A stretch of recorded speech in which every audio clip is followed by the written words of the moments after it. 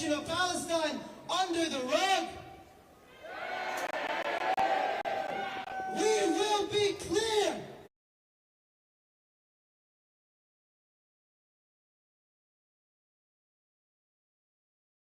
Loud.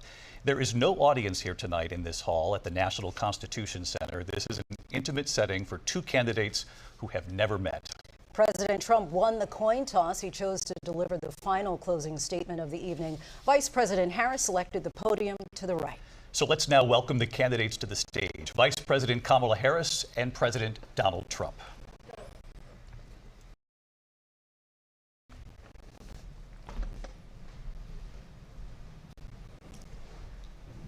Kamala Harris. Let's have a good debate. You see, have fun. Thank you. Welcome to you both. It's wonderful to have you. It's an honor to have you both here tonight. Good evening. We are looking forward to a spirited and thoughtful debate. So let's get started. I want to begin tonight with the issue that voters repeatedly say is their number one issue, and that is the economy and the cost of living in this country. Vice President Harris, you and President Trump were elected 4 years ago, and your opponent on the stage here tonight often asks his supporters, are you better off than you were 4 years ago? When it comes to the economy, do you believe Americans are better off than they were 4 years ago? So I was raised as a middle-class kid, and I am actually the only person on this stage who has a plan that is about lifting up the middle class and working people of America. I believe in the ambition, the aspirations, the dreams of the American people. And that is why I imagine and have actually a plan to build what I call an opportunity economy. Because here's the thing. We know that we have a shortage of homes and housing, and the cost of housing is too expensive for far too many people. We know that young families need support to raise their children, and I intend on extending a tax cut for those families of $6,000, which is the largest child tax credit that we have given in a long time, so that those young families can afford to buy a crib, buy a car seat, buy clothes for their children. My passion, one of them, is small businesses. My mother raised my sister and me, but there was a woman who helped raise us. We call her our second mother. She was a small business owner. I love our small businesses. My plan is to give a $50,000 tax deduction to start up small businesses, knowing they are part of the backbone of America's economy. My opponent, on the other hand, his plan is to do what he has done before, which is to provide a tax cut for billionaires and big corporations, which will result in $5 trillion to America's deficit. My opponent has a plan that I call the Trump's sales tax, which would be a 20% tax on everyday goods that you rely on to get through the month. Economists have said that that Trump sales tax would actually result for middle-class families in about $4,000 more a year, because of his policies and his ideas about what should be the backs of middle-class people paying for tax cuts for billionaires. President Trump, I'll give you 2 minutes. First of all, I have no sales tax. That's an incorrect statement. She knows that. We're doing tariffs on other countries. Other countries are going to finally, after 75 years, pay us back for all that we've done for the world. And the tariff will be substantial in some cases. I took in billions and billions of dollars, as you know, from China. In fact, they never took the tariff off because there was so much money they can't. It would totally destroy everything that they've set out to do. They're taking in billions of dollars from China and other places. They've left the tariffs on. When I had it, I had tariffs, and yet I had no inflation. Look, we've had a terrible economy because inflation which is really known as a country buster. It breaks up countries. We have inflation like very few people have ever seen before, probably the worst in our nation's history. We were at 21%, but that's being generous because many things are 50, 60, 70, and 80% higher than they were just a few years ago. This has been a disaster for people, for the middle class, but for every class. On top of that, we have millions of people pouring into our country from prisons and jails, from mental institutions and insane asylums. And they're coming in and they're taking jobs that are occupied right now by African Americans and Hispanics, and also unions. Unions are going to be affected very soon. and you see what's happening. You see what's happening with towns throughout the United States. You look at Springfield, Ohio. You look at Aurora in Colorado. They are taking over the towns. They're taking over buildings. They're going in violently. These are the people that Xi and Biden led into our country, and they're destroying our country. They're dangerous. They're at the highest level of criminality, and we have to get them out. We have to get them out fast. I created one of the greatest economies in the history of our country. I'll do it again and even better. We are going to get to immigration and border security during this debate, but I would like to let Vice President Harris respond on the economy here. Well, I would love to. Let's talk about what Donald Trump left us. Donald Trump left us the worst unemployment since the Great Depression. Donald Trump left us the worst public health epidemic in a century. Donald Trump left us the worst attack on our democracy since the Civil War. And what we have done is clean up Donald Trump's mess. What we have done and what I intend to do is build on what we know are the aspirations and the hopes of the American people. But I'm going to tell you all in this debate tonight, you're going to hear from the same old tired playbook, a bunch of lies, grievances, and name-calling. What you're going to hear tonight is a detailed and dangerous plan called Project 2025 that the former president intends on implementing if he were elected again. I believe very strongly that the American people want a president who understands the importance of bringing us together, knowing we have so much more in common than what separates us, and I pledge to you to be a president for all Americans. President Trump will give you a minute here to respond. Number one, I have nothing to do, as you know, and as she knows better than anyone, I have nothing to do with Project 2025. That's out there. I haven't read it. I don't want to read it purposely. I'm not going to read it. This was a group of people that got together. They came up with some ideas, I guess some good, some bad, but it makes no difference. I have nothing to do. Everybody knows I'm an open book. Everybody knows what I'm going to do. Cut taxes very substantially and create a great economy like I did before. We had the greatest economy. We got hit with a pandemic, and the pandemic was not since 1917, where 100 million people died, has there been anything like it. We did a phenomenal job with the pandemic. We handed them over a country where the economy and where the stock market was higher than it was before the pandemic came in. Nobody's ever seen anything like it. We made ventilators for the entire world. We got gowns, we got masks, we did things that nobody thought possible.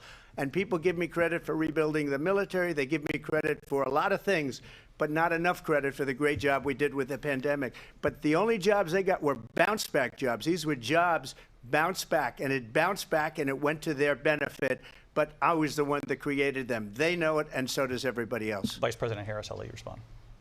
So Donald Trump has no plan for you. And when you look at his economic plan, it's all about tax breaks for the richest people. I am offering what I describe as an opportunity economy, and the best economists in our country, if not the world, have reviewed our relative plans for the future of America. What Goldman Sachs has said is that Donald Trump's plan would make the economy worse, mine would strengthen the economy. What the Wharton School has said is Donald Trump's plan would actually explode the deficit. 16 Nobel laureates have described his economic plan as something that would increase inflation and by the middle of next year would invite a recession. You just have to look at where we are and where we stand on the issues. And I'd invite you to know that Donald Trump actually has no plan for you because he is more interested in defending himself than he is in looking out for you. That's just a soundbite. They gave her that to say.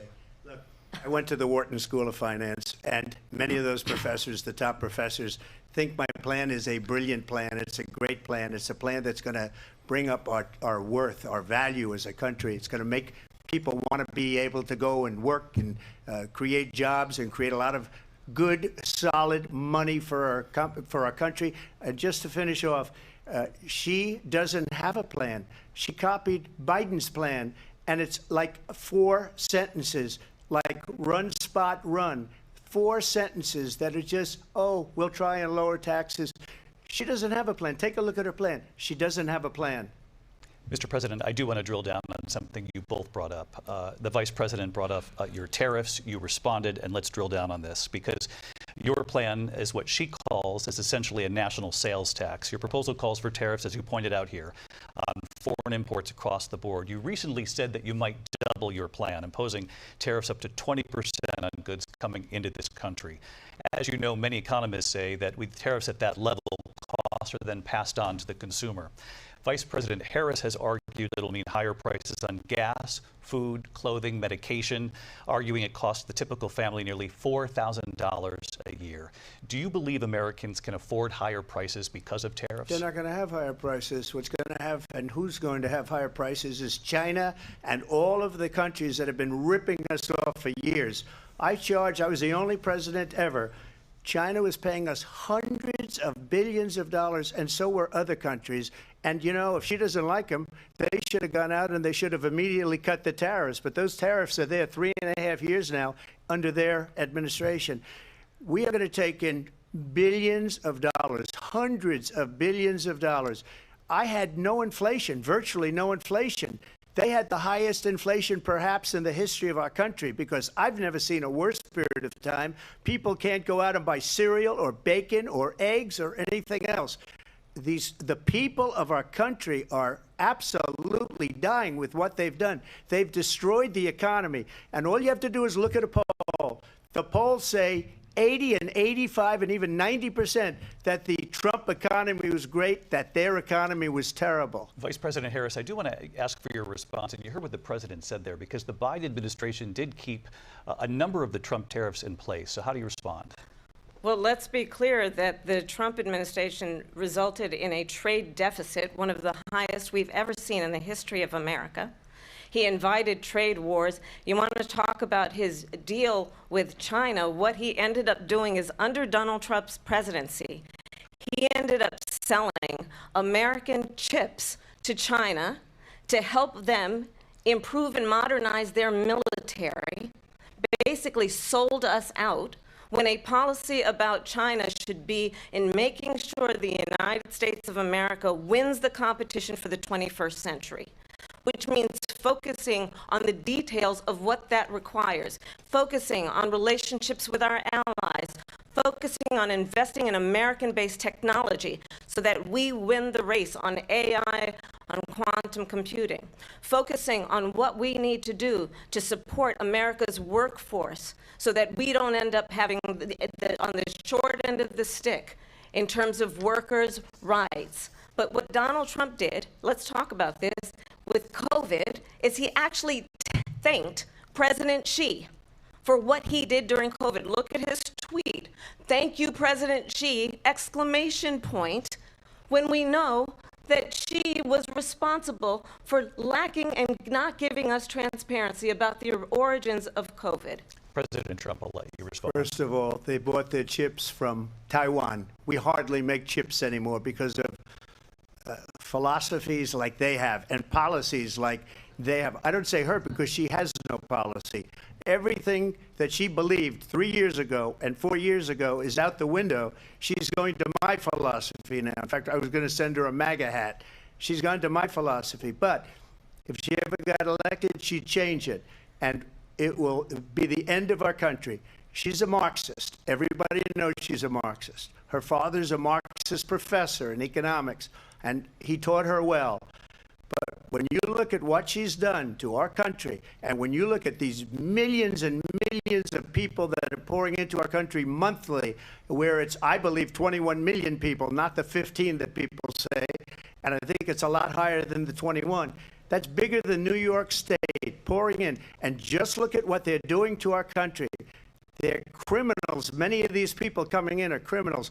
And that's bad for our economy, too. You know, you mentioned before, we'll talk about immigration later. Well, bad immigration is the worst thing that can happen to our economy. They have, and she has, destroyed our country with policy that's insane. Almost policy that you'd say they have to hate our country. President Trump, thank you. Lindsay?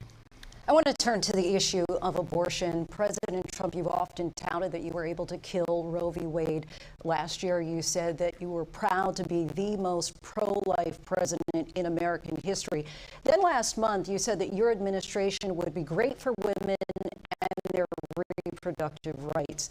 In your home state of Florida, you surprised many with regard to your 6-week abortion ban because you initially had said that it was too short. And you said, quote, I'm going to be voting that we need more than 6 weeks. But then the very next day, you reversed course and said you would vote to support the 6-week ban. Vice President Harris says that women shouldn't trust you on the issue of abortion because you've changed your position so many times. Therefore, why should they trust you? Well, the reason I'm doing that vote is because the plan is, as you know, the vote is, they have abortion in the 9th month. They even have, and you can look at the governor of West Virginia, the previous governor of West Virginia, not the current governor, who's doing an excellent job, but the governor before, he said the baby will be born and we will decide what to do with the baby. In other words, we'll execute the baby. And that's why I did that, because that predominates, because they're radical. The Democrats are radical in that. And her vice presidential pick, which I think is a horrible pick, by the way, for our country, because he is really out of it. But her vice presidential pick says abortion in the 9th month is absolutely fine. He also says execution after birth. It's execution, no longer abortion, because the baby is born, is okay. And that's not okay with me, hence the vote. But what I did is something for 52 years. They've been trying to get Roe v. Wade into the states. And through the genius and heart and strength of 6 Supreme Court justices, we were able to do that. Now, I believe in the exceptions for rape, incest, and life of the mother. I believe strongly in it. Ronald Reagan did also. 85% of Republicans do. Exceptions. Very important. But we were able to get it, and now states are voting on it. And for the first time, you're going to see, look, this is an issue that's torn our country apart for 52 years. Every legal scholar, every Democrat, every Republican, liberal, conservative, they all wanted this issue to be brought back to the states where the people could vote. And that's what happened. Now, Ohio, the vote was somewhat liberal. Kansas, the vote was somewhat liberal, much more liberal than people would have thought. But each individual state is voting. It's the vote of the people now. It's not tied up in the federal government. I did a great service in doing it. It took courage to do it. And the Supreme Court had great courage in doing it. And I give tremendous credit to those 6 justices. There is no state in this country where it is legal to kill a baby after it's born. Madam Vice President, I want to get your response to President Trump. Well, as I said, you're going to hear a bunch of lies, and that's not actually a surprising fact. Let's understand how we got here. Donald Trump hand-selected 3 members of the United States Supreme Court with the intention that they would undo the protections of Roe v. Wade. And they did exactly as he intended. And now in over 20 states, there are Trump abortion bans, which make it criminal for a doctor or nurse to provide health care. In one state, it provides prison for life. Trump abortion bans that make no exception even for rape and incest, which understand what that means. A survivor of a crime of violation to their body does not have the right to make a decision about what happens to their body next. That is immoral.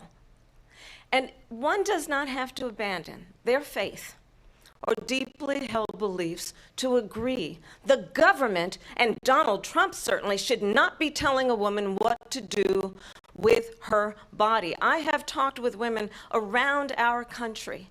You want to talk about this is what people wanted? Pregnant women who want to carry a pregnancy to term, suffering from a miscarriage, being denied care in an emergency room because the healthcare providers are afraid they might go to jail, and she's bleeding out in a car in the parking lot. She didn't want that. Her husband didn't want that. A 12 or 13-year-old survivor of incest being forced to carry a pregnancy to term. They don't want that. And I pledge to you, when Congress passes a bill to put back in place the protections of Roe v. Wade, as President of the United States, I will proudly sign it into law. But understand, if Donald Trump were to be reelected, he will sign a national abortion ban. Understand, in his Project 2025, there would be a national abortion, a monitor that would be monitoring your pregnancies, your miscarriages. I think the American people believe that certain freedoms, in particular the freedom to make decisions about one's own body, should not be made by the government. Thank you, Vice President Harris. Well, there she goes again. It's a lie. I'm not signing a ban, and there's no reason to sign a ban because we've gotten what everybody wanted. Democrats, Republicans, and everybody else, and every legal scholar wanted it to be brought back into the states, and the states are voting. And it may take a little time, but for 52 years, this issue has torn our country apart, and they've wanted it back in the states. And I did something that nobody thought was possible. The states are now voting. What she says is an absolute lie.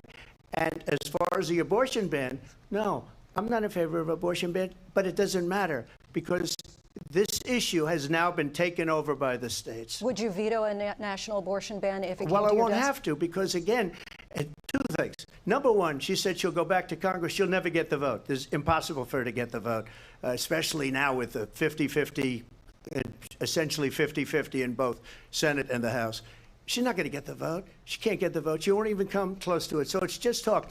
You know what it reminds me of? When they said they're going to get student loans terminated, and it ended up being a total catastrophe. The student loans, and then her, I think probably her boss, if you call him a boss, he spends all his time on the beach. But look, her boss went out and said, we'll do it again. We'll do it a different way. And he went out, got rejected again by the Supreme Court. So all these students got taunted with this whole thing about this whole idea. And how unfair that would have been, part of the reason they lost, to the millions and millions of people that had to pay off their student loans. They didn't get it for free. But they were saying it's the same way that they talked about that they talk about abortion. But if I could just get a yes or no, because your running mate, J.D. Vance, has said that you would veto it if it did come to your desk. Well, I didn't discuss it with J.D. In all fairness, J.D., and I don't mind if he has a certain view, but I think he was speaking for me, but I really didn't. Look, we don't have to discuss it because she'd never be able to get it, just like she couldn't get student loans. They couldn't get student loans. They didn't even come close to getting student loans. They taunted young people and a lot of other people that had loans. They can never get this approved.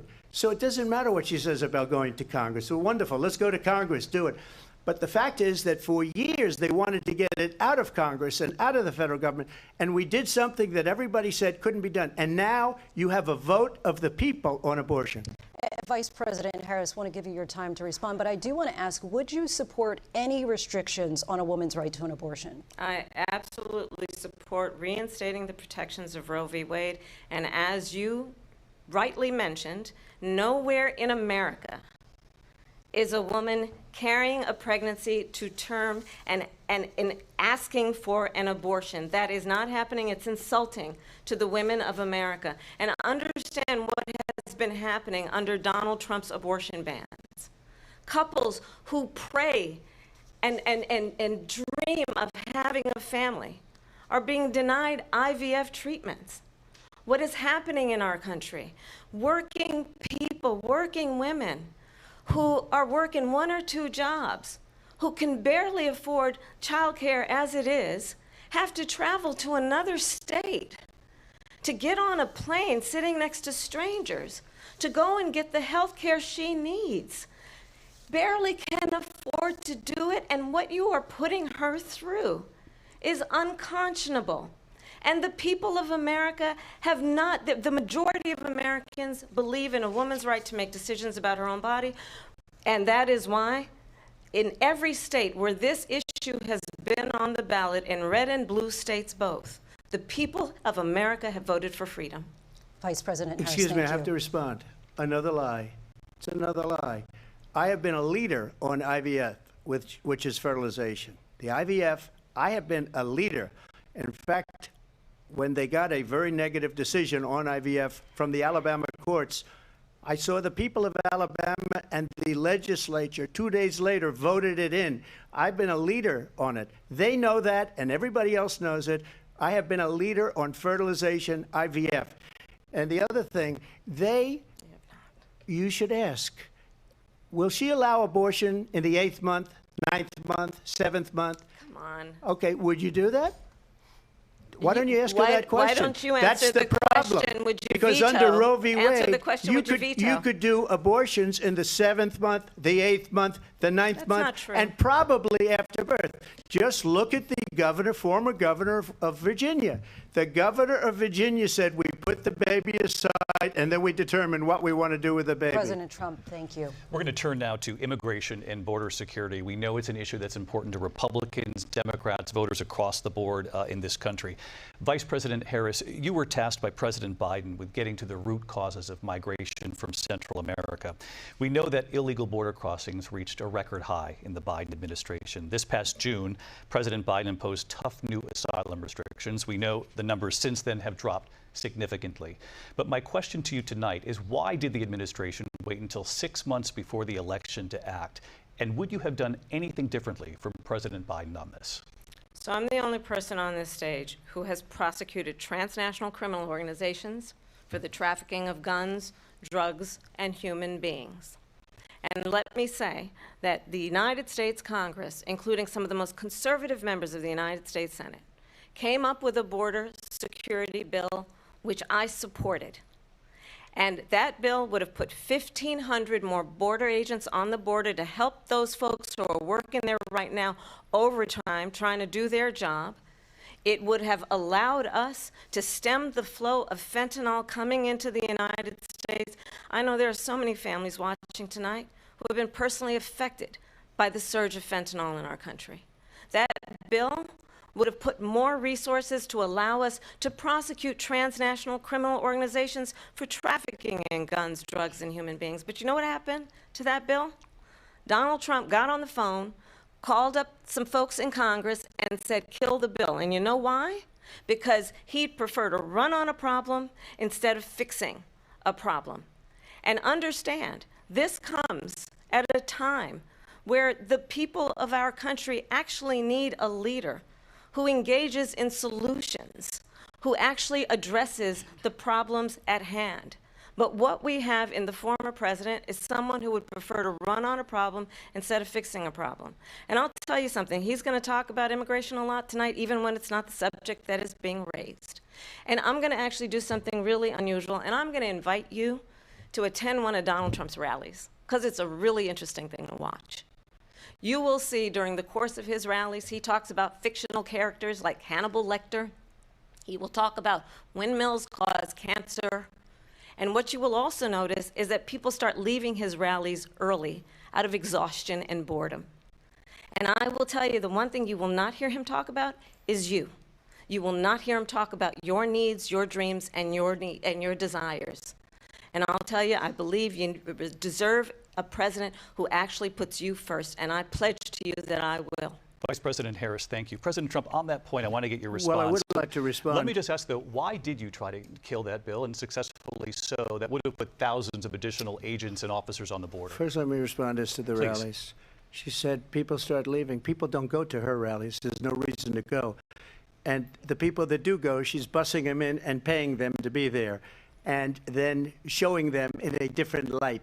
So she can't talk about that. People don't leave my rallies. We have the biggest rallies, the most incredible rallies in the history of politics. That's because people want to take their country back. Our country is being lost. We're a failing nation. And it happened 3.5 years ago. And what's going on here, you're going to end up in World War III, just to go into another subject. What they have done to our country by allowing these millions and millions of people to come into our country, and look at what's happening to the towns all over the United States. And a lot of towns don't want to talk. It's not going to be Aurora or Springfield. A lot of towns don't want to talk about it because they're so embarrassed by it. In Springfield, they're eating the dogs, the people that came in. They're eating the cats. They're eating the pets of the people that live there. And this is what's happening in our country, and it's a shame. As far as rallies are concerned, as far as the reason they go is they like what I say. They want to bring our country back. They want to make America great again. It's a very simple phrase, make America great again. She's destroying this country. And if she becomes president, this country doesn't have a chance of success. Not only success, we'll end up being Venezuela on steroids. I just want to clarify here. You bring up Springfield, Ohio, and ABC News did reach out to the city manager there. He told us there have been no credible reports of specific claims of pets being harmed, injured, or abused by individuals within the immigrant community. Well, I've seen people on television. Let me just say here, this is the people on television say my dog was taken and used for food. So maybe he said that, and maybe that's a good thing to say for a city manager. I'm not taking this from but television. But the people I'm on taking it from television the city saying their manager. dog was eaten by the people that went there. Again, the Springfield city manager says there's no evidence of that. Vice We'll President find Harris, out. I'll let you respond to the rest of what you've heard. You talk about extreme. You know, this is, I think, one of the reasons why in this election I actually have the endorsement of 200 Republicans who have formerly worked with President Bush, Mitt Romney, and John McCain, including the endorsement of former Vice President Dick Cheney and Congress member Liz Cheney. And if you want to really know the inside track on who the former president is, if he didn't make it clear already, just ask people who have worked with him. His former chief of staff, a 4-star general, has said he has contempt for the Constitution of the United States. His former national security advisor has said he is dangerous and unfit. His former Secretary of Defense has said the nation, the republic, would never survive another Trump term. And when we listen to this kind of rhetoric, when the issues that affect the American people are not being addressed, I think the choice is clear in this election. President Trump, I'll give you a quick minute to respond Yeah. here. Thank you, because when I hear that, see, I'm a different kind of a person. I fired most of those people. Not so graciously. They did bad things or a bad job. I fired them. They never fired one person. They didn't fire anybody having to do with Afghanistan and the Taliban and the 13 people who's were just killed, viciously and violently killed. And I got to know the parents and the family. They didn't fire. They should have fired all those generals, all those top people, because that was one of the most incompetently handled situations anybody has ever seen. So when somebody does a bad job, I fire him. And you take a guy like Esper. He was no good. I fired him. So he writes a book. Another one writes a book, because with me, they can write books. With nobody else can they. But they have done such a poor job, and they never fire anybody.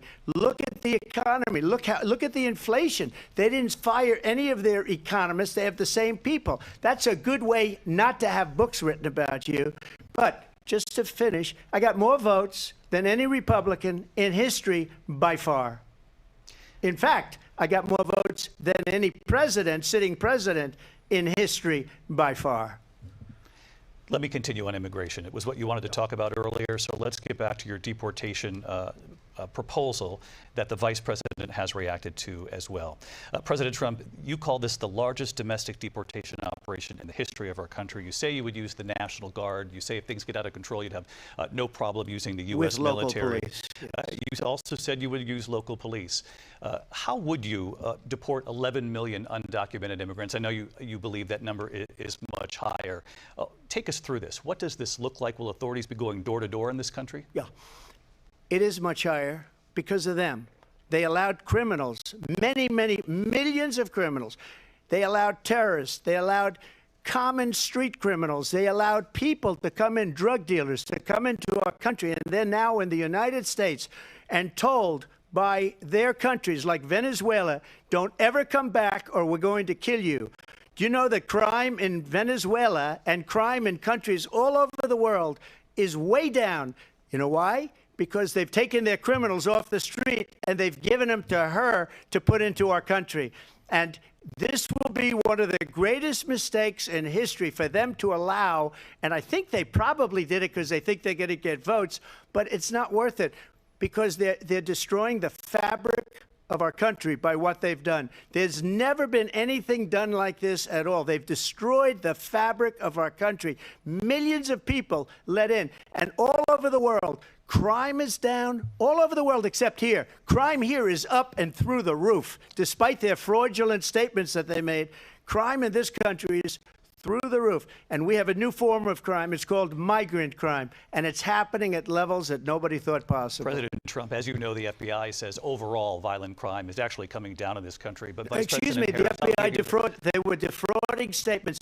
They didn't include the worst cities. They didn't include the cities with the worst crime. It was a fraud, just like their number of 818,000 jobs that they said they created turned out to be a fraud. President Trump, thank you. I'll let you respond, Vice President Harris. Well, I think this is so rich coming from someone who has been prosecuted for national security crimes, economic crimes, election interference, has been found liable for sexual assault, and his next big court appearance is in November at his own criminal sentencing.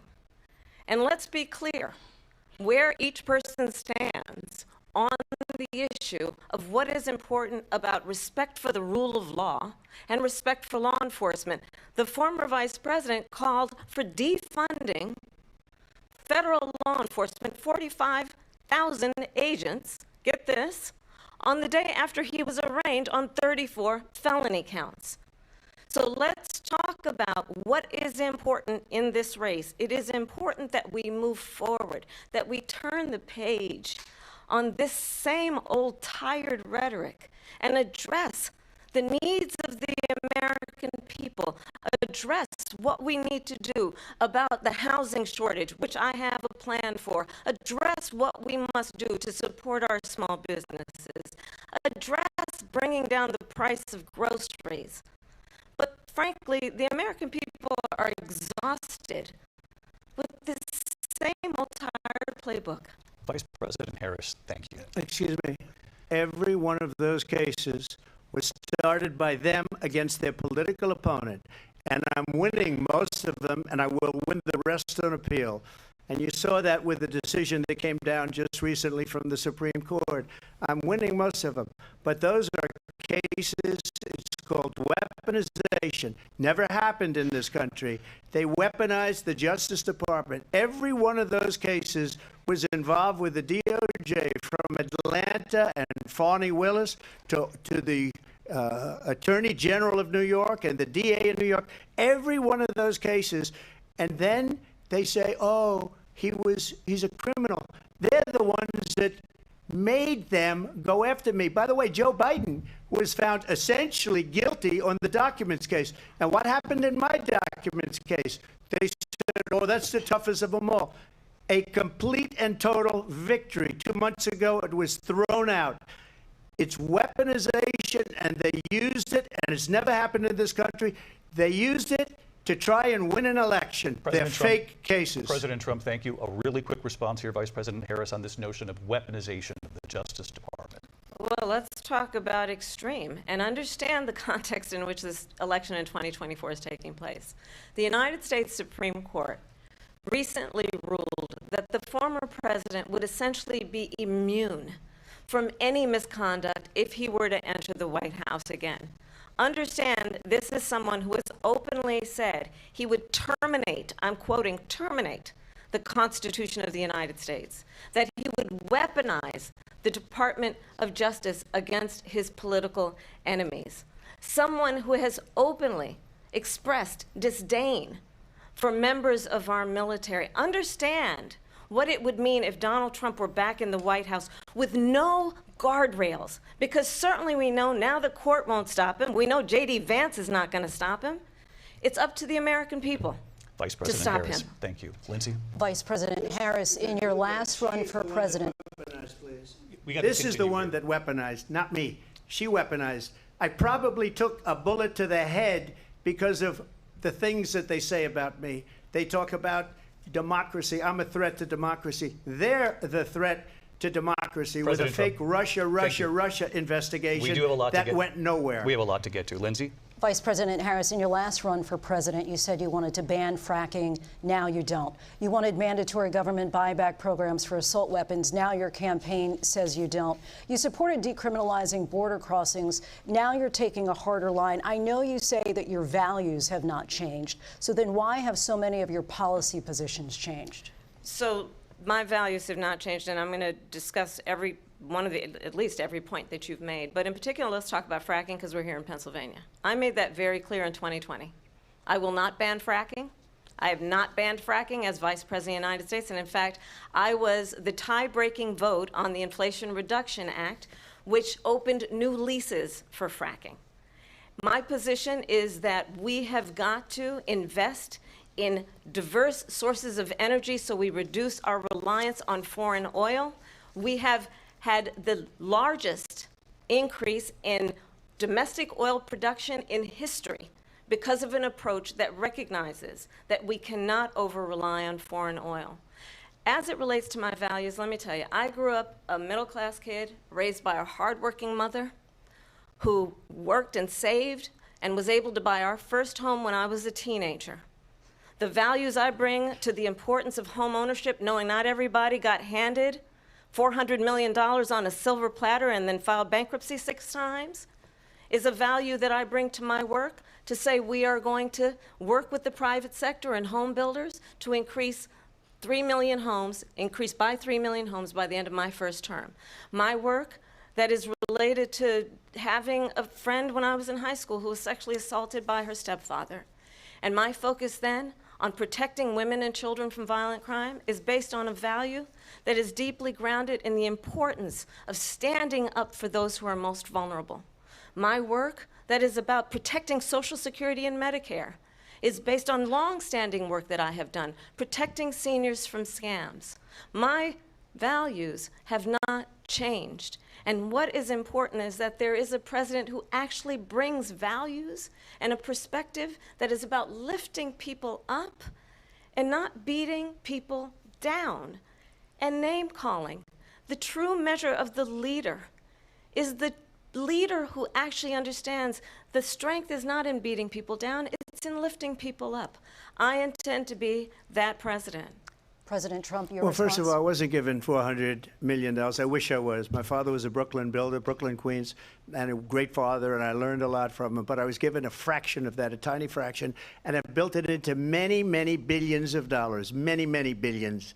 And when people see it, they are even surprised. So we don't have to talk about that. Fracking, she's been against it for 12 years. Defund the police, she's been against that forever. She gave all that stuff up very wrongly, very horribly, and everybody's laughing at it, okay? They're all laughing at it. She gave up at least 12 and probably 14 or 15 different policies. Like, she was big on defund the police. In Minnesota, she went out, wait a minute, I'm talking now, if you don't mind, please. Does that sound familiar? She went out in Minnesota and wanted to let criminals that killed people, that burned down Minneapolis, she went out and raised money to get them out of jail. She did things that nobody would ever think of. Now she wants to do transgender operations on illegal aliens that are in prison. This is a radical left liberal that would do this. She wants to confiscate your guns, and she will never allow fracking in Pennsylvania. If she won the election, fracking in Pennsylvania will end on day one. Just to finish, one thing so important in my opinion. So I got the oil business going like nobody has ever done before. When they took over, they got rid of it, started getting rid of it, and the prices were going up the roof. They immediately let these guys go to where they were. I would have been 5 times, 4 times, 5 times higher, because you're talking about 3.5 years ago. They got it up to where I was because they had no choice, because the prices of energy were quadrupling and doubling. You saw what happened to gasoline. So they said, let's go back to Trump.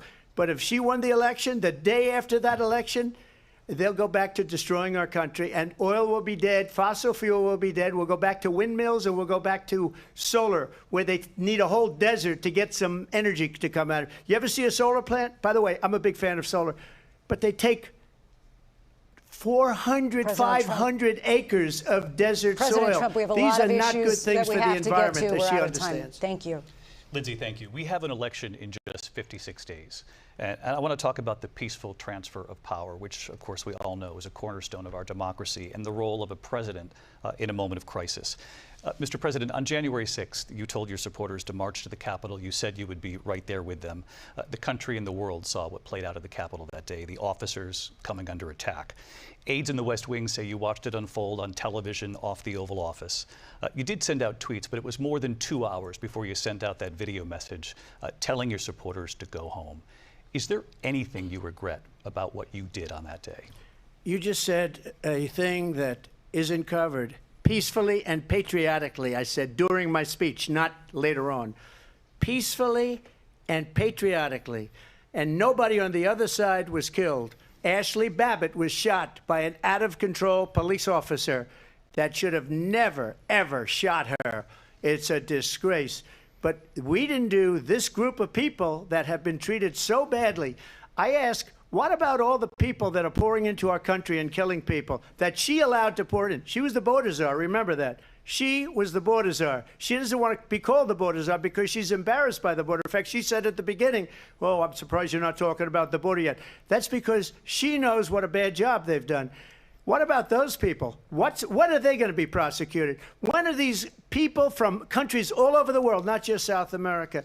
They're coming in from all over the world, David, all over the world, and crime rates are down all over the world because of it. But let me just when ask are those, David, when are those people going to be prosecuted? When are the people that burned down Minneapolis going to be prosecuted? Or in Seattle, they went into Seattle, they took over a big percentage of the city of Seattle. When are those people going to be prosecuted?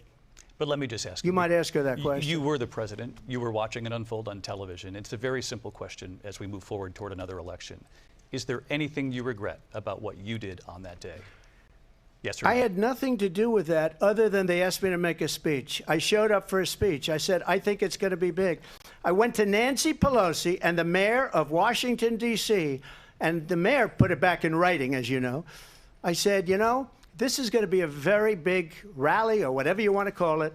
And again, it wasn't done by me. It was done by others. I said, I'd like to give you 10,000 National Guard or soldiers. They rejected me. Nancy Pelosi rejected me. It was just 2 weeks ago. Her daughter has a tape of her saying she is fully responsible for what happened. They want to get rid of that tape. It would have never happened if Nancy Pelosi and the mayor of Washington did their jobs.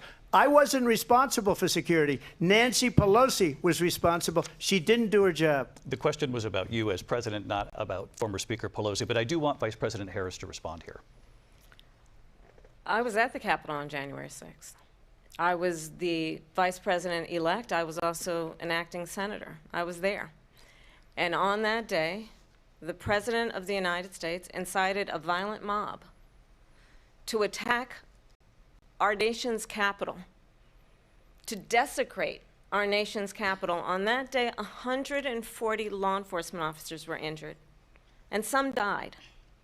And understand, the former president has been indicted and impeached for exactly that reason.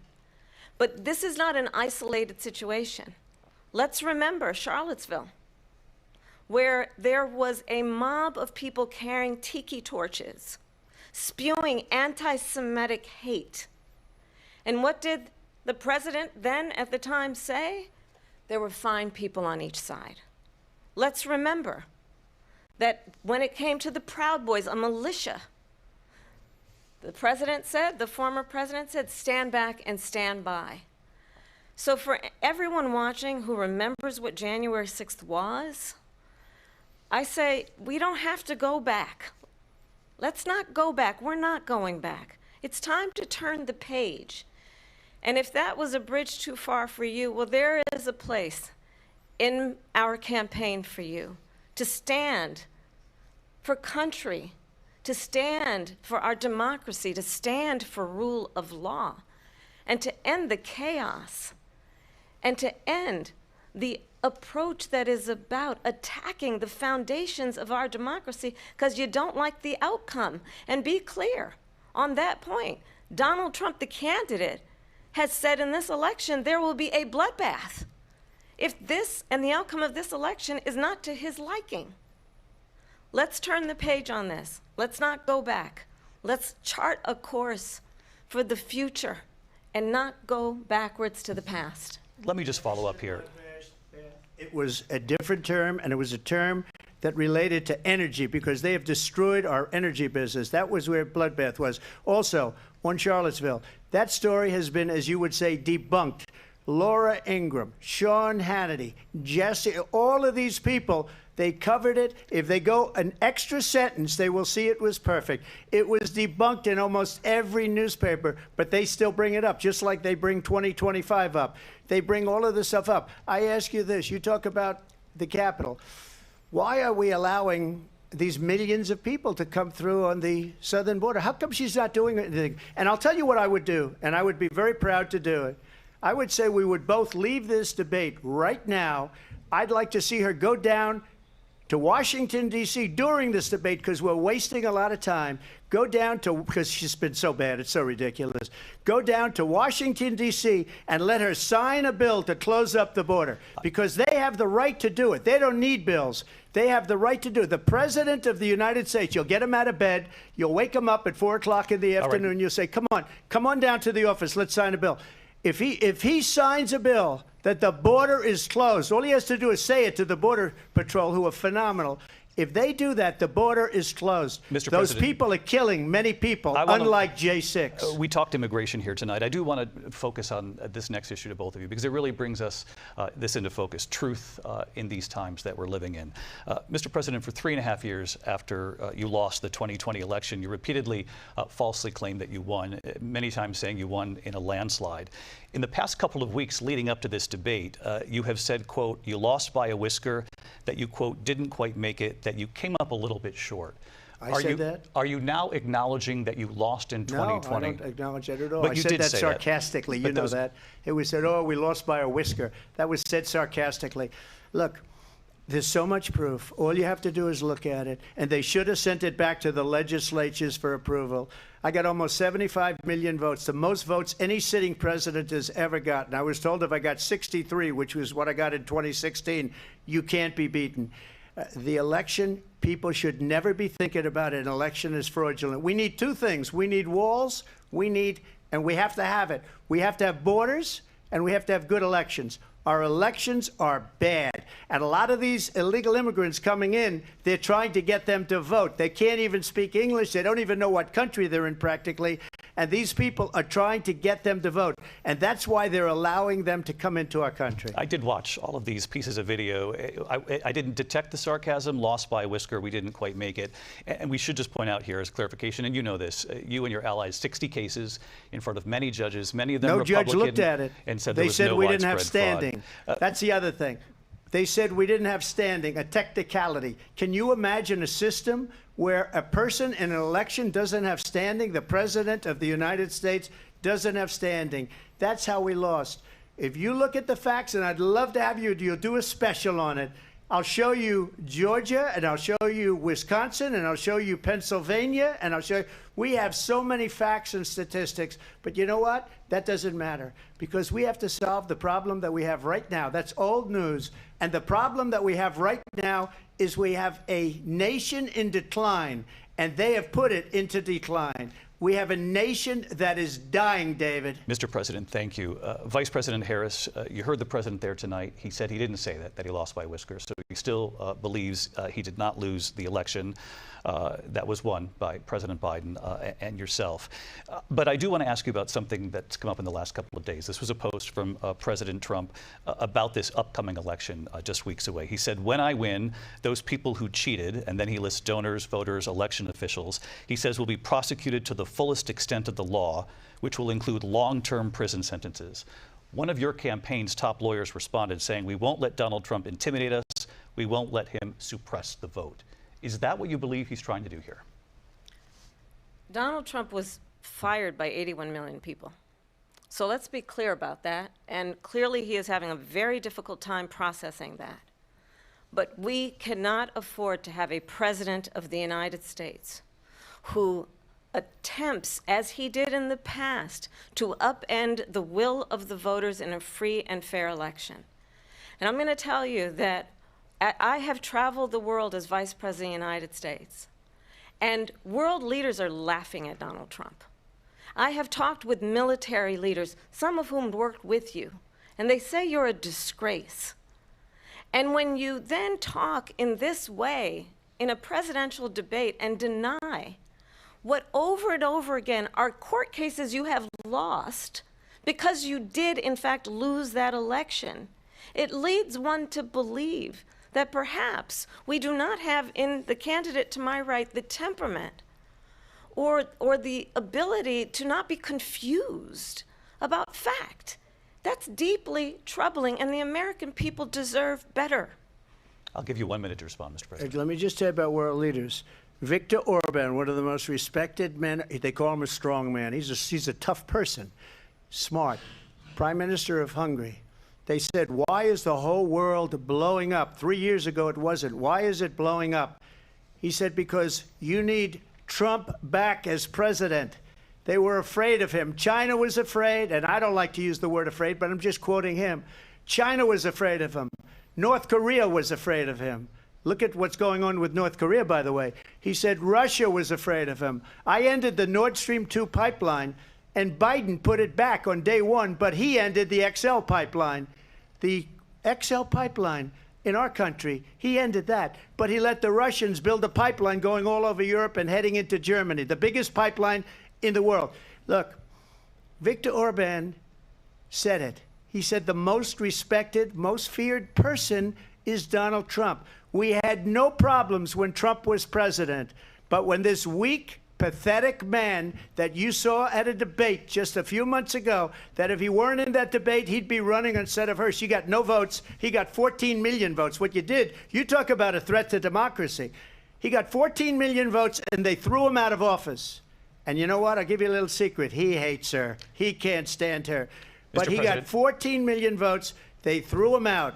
She got 0 votes. And when she ran, she was the first one to leave because she failed. And now she's running. I don't understand it, but I'm okay with it because your time is I think up. we're going to do very well. We've got a lot more to get to. Turning now to the Israel-Hamas war and the hostages who are still being held, Americans among them. Vice President Harris, in December, you said, quote, Israel has a right to defend itself, but you added, quote, it matters how, saying international humanitarian law must be respected. Israel must do more to protect innocent civilians. You said that 9 months ago. Now an estimated 40,000 Palestinians are dead. Nearly 100 hostages remain. Just last week, Prime Minister Benjamin Netanyahu said there's not a deal in the making. President Biden has not been able to break through the stalemate. How would you do it? Well, let's understand how we got here. On October 7, Hamas, a terrorist organization, slaughtered 1,200 Israelis. Many of them young people who were simply attending a concert. Women were horribly raped. And so absolutely, I said then, I say now, Israel has a right to defend itself. We would. And how it does so matters. Because it is also true, far too many innocent Palestinians have been killed. Children, mothers. What we know is that this war must end. It must end immediately, and the way it will end is we need a ceasefire deal and we need the hostages out. And so we will continue to work around the clock on that. Work around the clock, also understanding that we must chart a course for a two-state solution.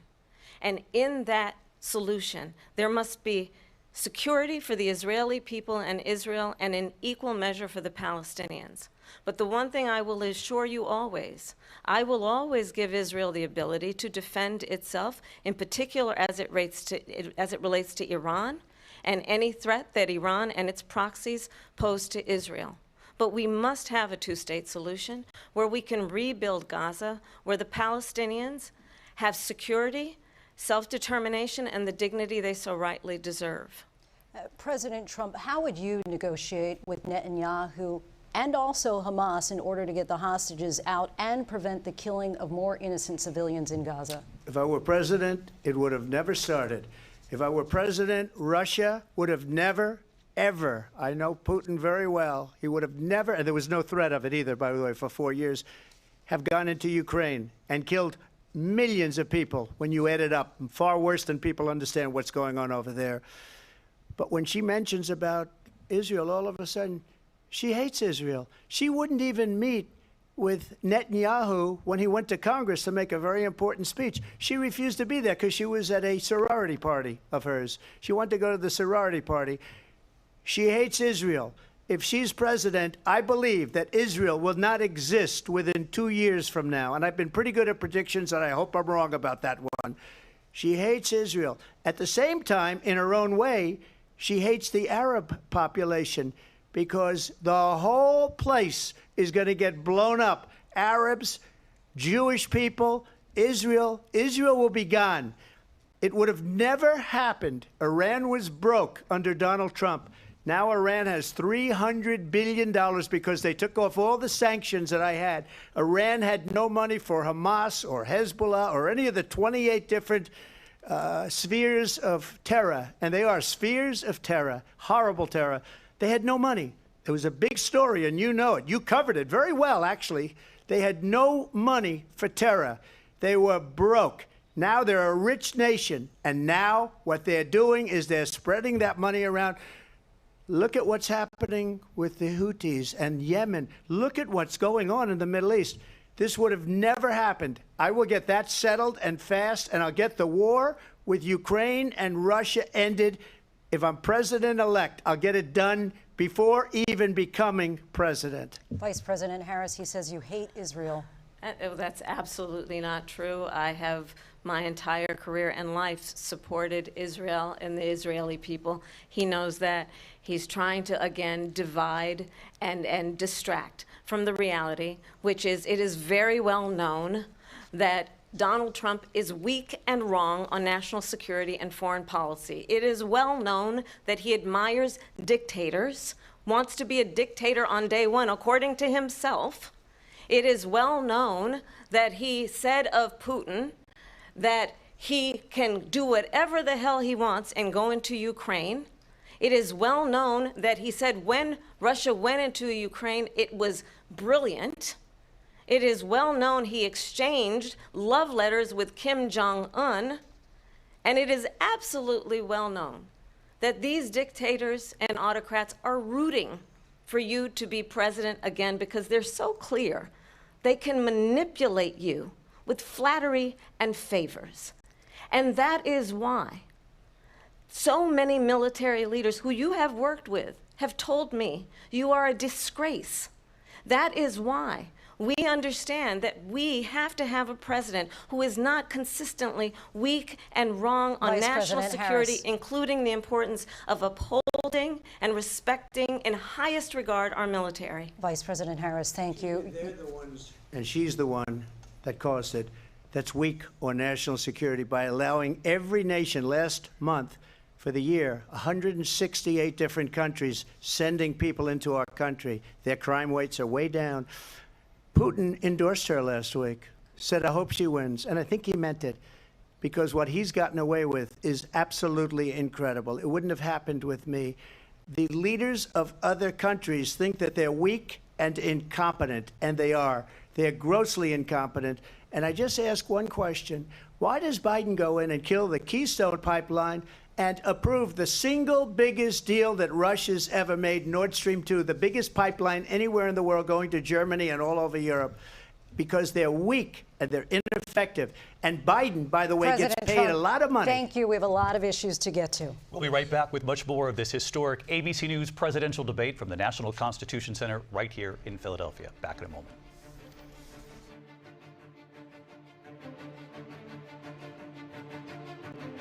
The ABC News presidential debate will continue after this.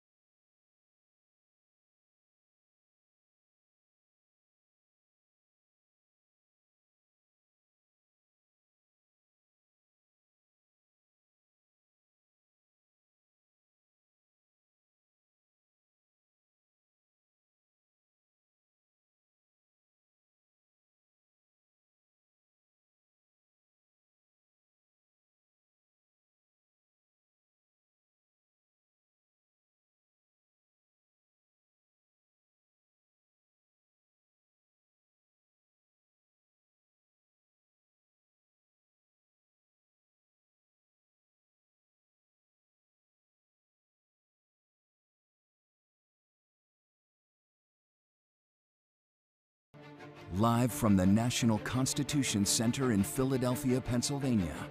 Here again, David Muir and Lindsay Davis.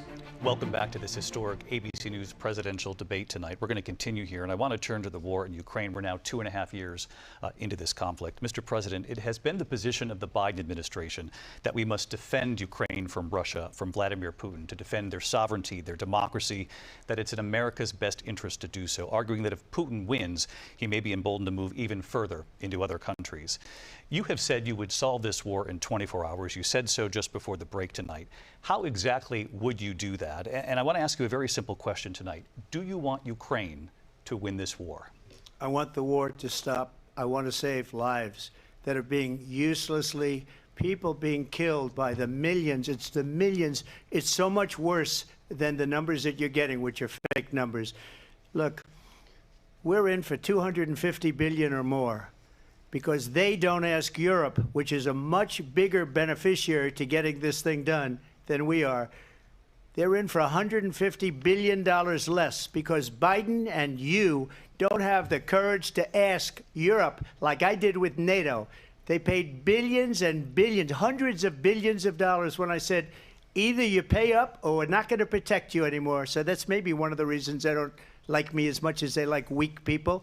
But you take a look at what's happening. We're in for 250 to 275 billion. They're into 100 to 150. They should be forced to equalize. With that being said, I want to get the war settled. I know Zelensky very well, and I know Putin very well. I have a good relationship, and they respect your president, okay? They respect me. They don't respect Biden. How would you respect him? Why? For what reason? He hasn't even made a phone call in 2 years to Putin, hasn't spoken to anybody. They don't even try and get it. That is a war that's dying to be settled. I will get it settled before I even become president. If I win, when I'm president-elect, and what I'll do is I'll speak to one, I'll speak to the other, I'll get them together. That war would have never happened.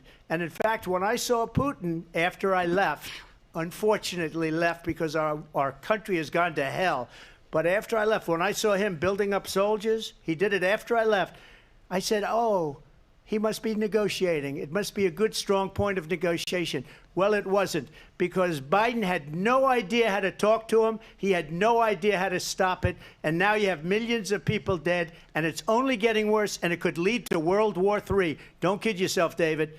We're playing with World War III, and we have a president that we don't even know if he's... Where is our president? We don't even know if he's a president. And just to clarify they here... They threw him out of a campaign like a dog. We don't even know. Is he our president? But we have a president, Mr. President, that doesn't know he's alive. Your time is up. Just to clarify in the question, do you believe it's in the U.S. best interest for Ukraine to win this war, yes or no? I think it's the U.S. best interest to get this war finished and just get it done. All right. Negotiate a deal, because we have to stop all of these human lives from being destroyed. I want to take this to Vice President Harris. I want to get your thoughts on support for Ukraine in this moment, but also, as Commander-in-Chief, if elected, how would you deal with Vladimir Putin, and would it be any different from what we're seeing from President Biden? Well, first of all, it's important to remind the former president you're not running against Joe Biden, you're running against me. I believe the reason that Donald Trump says that this war would be over within 24 hours is because he would just give it up. And that's not who we are as Americans. Let's understand what happened here. I actually met with Zelensky a few days before Russia invaded, tried through force to change territorial boundaries, to defy one of the most important international rules and norms, which is the importance of sovereignty and territorial integrity. And I met with President Zelensky. I shared with him American intelligence about how he could defend himself. Days later, I went to NATO's eastern flank, to Poland and Romania. And through the work that I and others did, we brought 50 countries together to support Ukraine in its righteous defense. And because of our support, because of the air defense, the ammunition, the artillery, the javelins, the Abrams tanks that we have provided, Ukraine stands as an independent and free country. If Donald Trump were president, Putin would be sitting in Kyiv right now. And understand what that would mean, because Putin's agenda is not just about Ukraine. Understand why the European allies and our NATO allies are so thankful that you are no longer president and that we understand the importance of the greatest military alliance the world has ever known, which is NATO, and what we have done to preserve the ability of Zelensky and the Ukrainians to fight for their independence.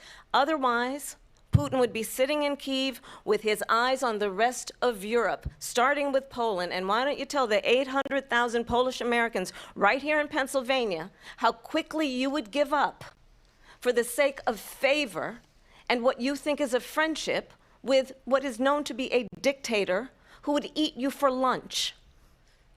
Vice President Harris, thank you. We've heard from both of you on Ukraine tonight. Afghanistan came up in the last hour. I wanted her to respond to something you said earlier. And now, please, I'll give you a minute here. Putin would be sitting in Moscow, and he wouldn't have lost 300,000 men and women, but he would have been sitting in Moscow. Quiet, please. He would have been sitting in Moscow, much happier than he is right now.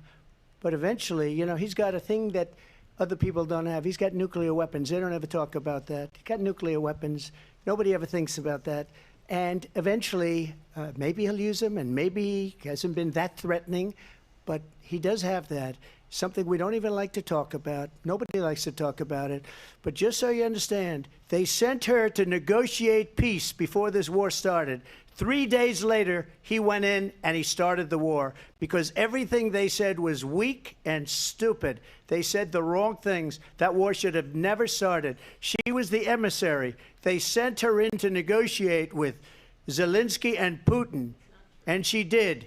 And the war started 3 days later. And that's the kind of talent we have with her. She's worse than Biden. In my opinion, I think he's the worst president in the history of our country. She goes down as the worst vice president in the history of our country. But let me tell you something. She is a horrible negotiator. They sent her in to negotiate. As soon as they left, Putin did the invasion. President Trump, thank you. You did bring up something. You said she went to negotiate with Vladimir Putin. Vice President Harris, have you ever met Vladimir Putin? Can you clarify tonight? Yet again, I said it at the beginning of this debate, you're going to hear a bunch of lies coming from this fellow. And that is another one.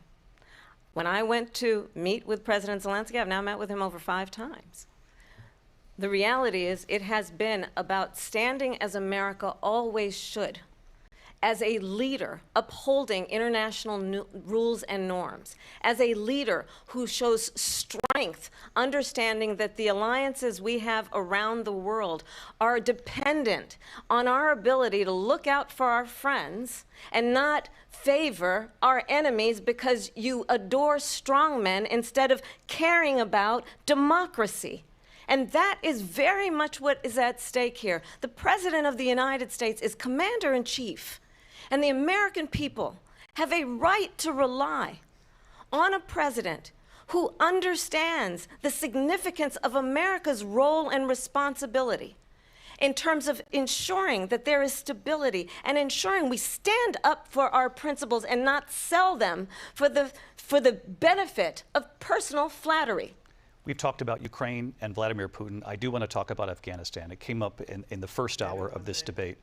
I want to move on to Afghanistan. Stoltenberg said Trump did the most amazing thing I've ever seen. He got these countries, the 28 countries at the time, to pay up. He said, I've never seen. He's the head of NATO. He said, I've never seen. For years, we were paying almost all of NATO. We were being ripped off by European nations, both on trade and on NATO.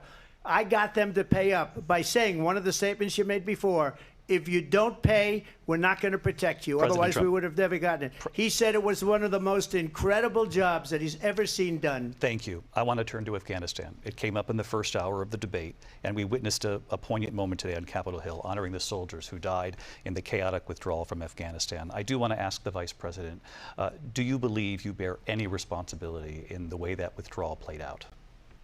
Well, I will tell you, I agreed with President Biden's decision to pull out of Afghanistan. 4 presidents said they would, and Joe Biden did. And as a result, America's taxpayers are not paying the $300 million a day we were paying for that endless war.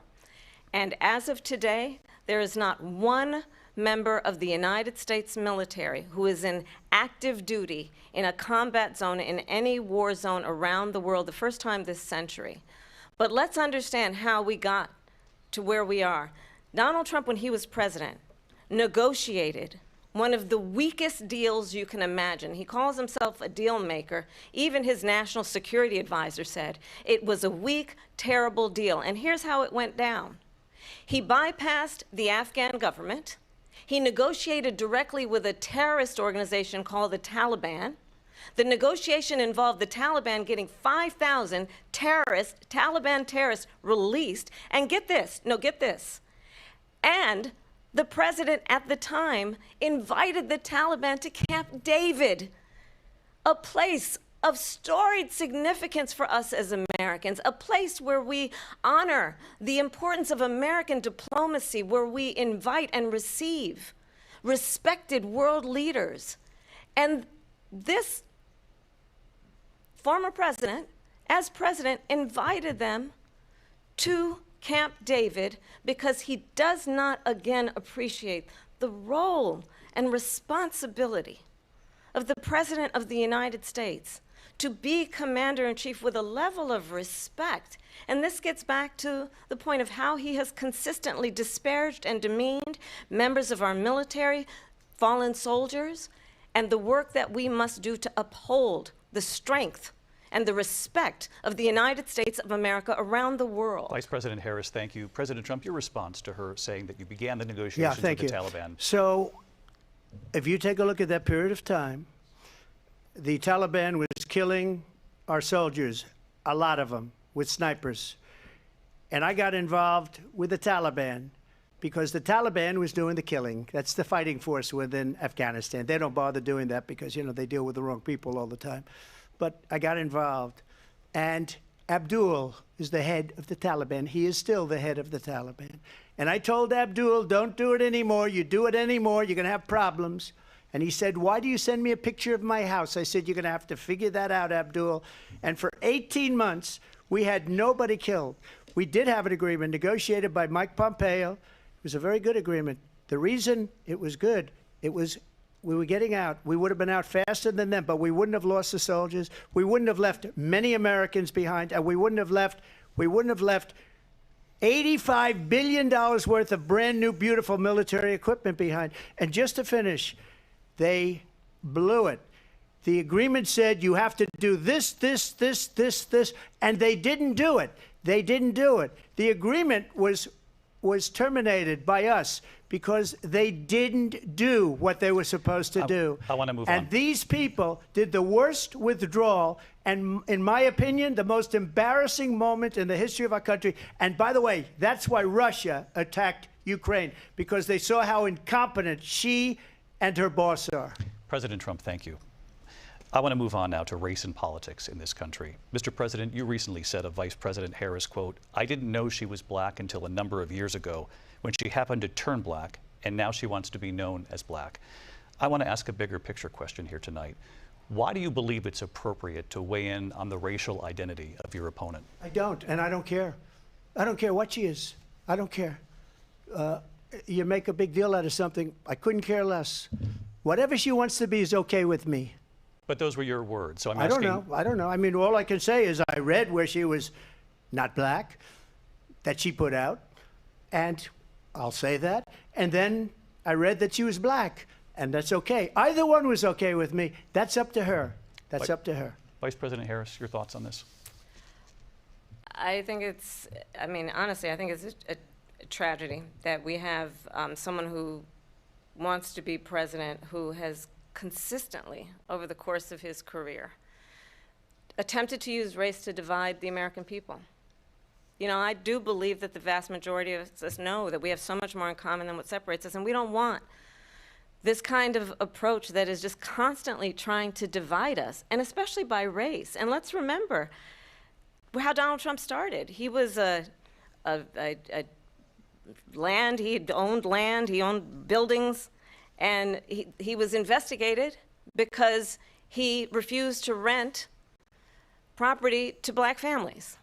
Let's remember, this is the same individual who took out a full-page ad in the New York Times calling for the execution of 5 young black and Latino boys who were innocent, the Central Park 5. Took out a full-page ad calling for their execution. This is the same individual who spread birther lies about the first black president of the United States.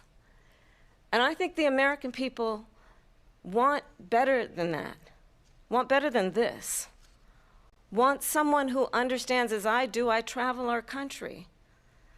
We see in each other a friend. We see in each other a neighbor.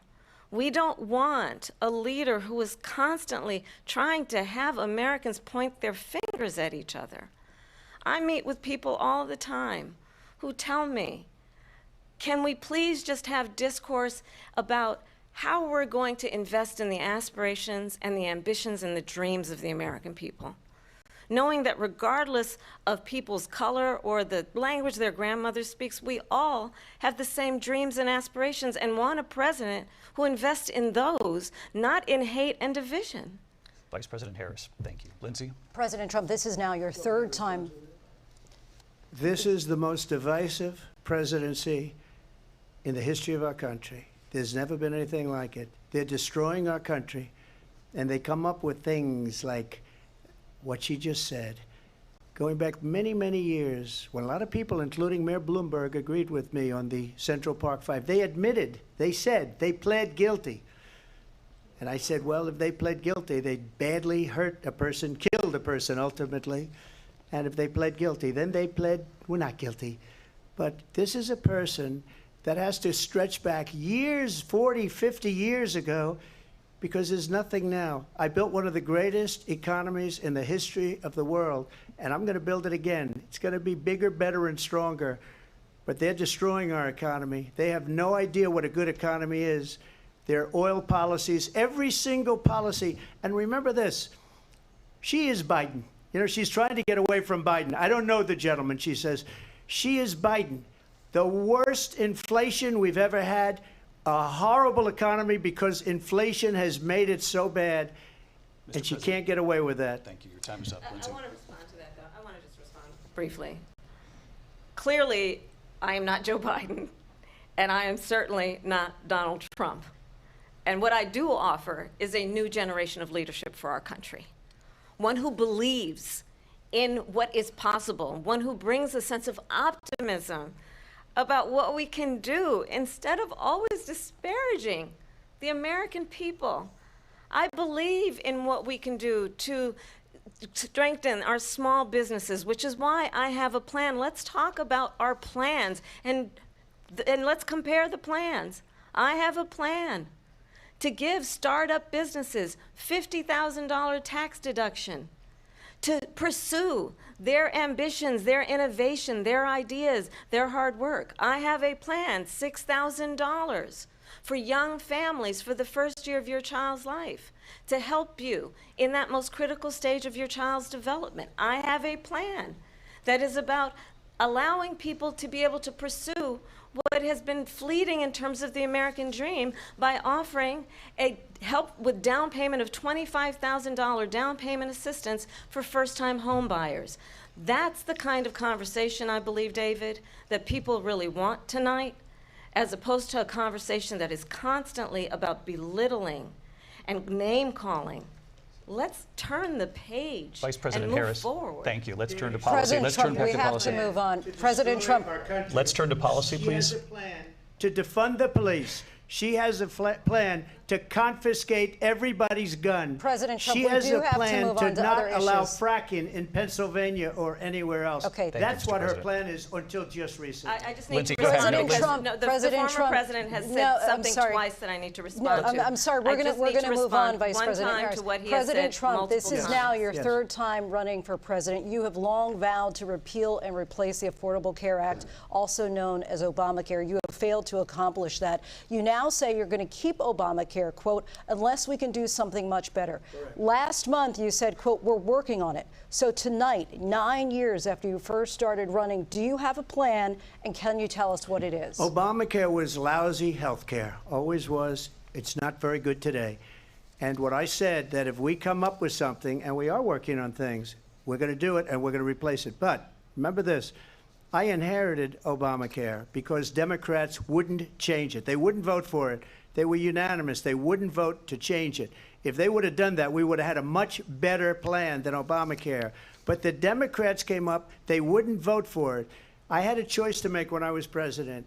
Do I save it and make it as good as it can be, never going to be great, or do I let it rot? And I felt I had an obligation, even though politically it would have been good to just let it rot and let it go away.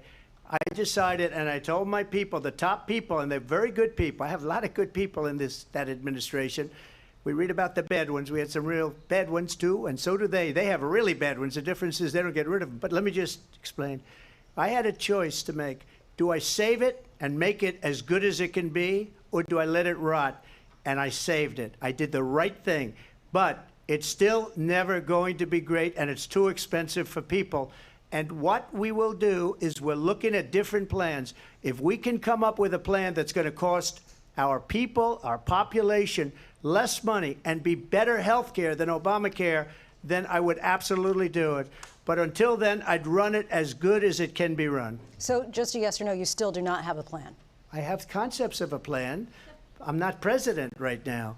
But if we come up with something, I would only change it if we come up with something that's better and less expensive. And there are concepts and options we have to do that. And you'll be hearing about it in the not-too-distant future. Vice President Harris, in 2017, you supported Bernie Sanders' proposal to do away with private insurance and create a government-run healthcare system. 2 years later, you proposed a plan that included a private insurance option. What is your plan today?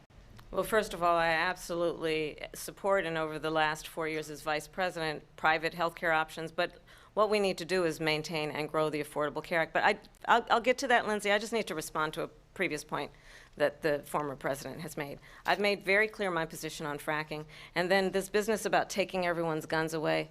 Tim Walz and I are both gun owners. We're not taking anybody's guns away. So stop with the continuous lying about this stuff. As it relates to the Affordable Care Act, understand, just look at the history to know where people stand. When Donald Trump was president, 60 times he tried to get rid of the Affordable Care Act. 60 times. I was a senator at the time when I will never forget the early morning hours when it was up for a vote in the United States Senate. And the late, great John McCain, who you have disparaged as being, you don't like him, you said, at the time because he got caught. He was an American hero. The late, great John McCain, I will never forget that night, walked onto the Senate floor and said, no, you don't. No, you don't. No, you don't get rid of the Affordable Care Act. You have no plan. And what the Affordable Care Act has done is eliminate the ability of insurance companies to deny people with pre-existing conditions. I don't have to tell the people watching tonight, you remember what that was like?